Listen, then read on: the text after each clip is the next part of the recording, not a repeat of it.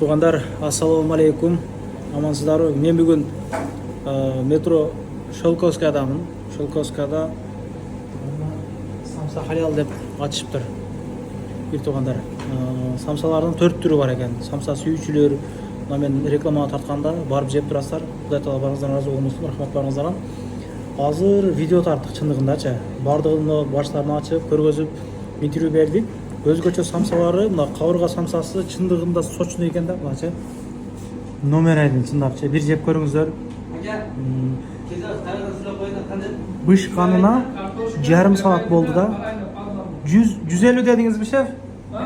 150. 150 экен тугандар. Аябай даамдуу. Бир жеп, бир көрүп кетишиңиздер керек экен да. Бул деле кабырга самса. Бул кыркылган кабырга самсасы.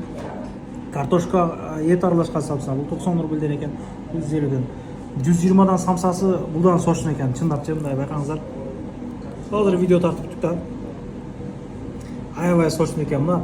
Самсанын 4 түрү бар экен да. Кели бир жеп кетиңиздер. Ошо 12-11ге чейин иштеп атыптыр азырчы. Ачылганына эч канча болуп атыптыр. Группалар менен таратып Шелковскадан ошол торговый центр Шелковскадан против эле экен. Mo Прекрост жакка кеткен жолдун аягырагында экен да. Адрес жазып койдум. Парковка ошол жактарга кое бересиздер. Группалар менен таратып, мурда экен жеп жүргөндөр болсо, бирден лайкты басып коесуздар.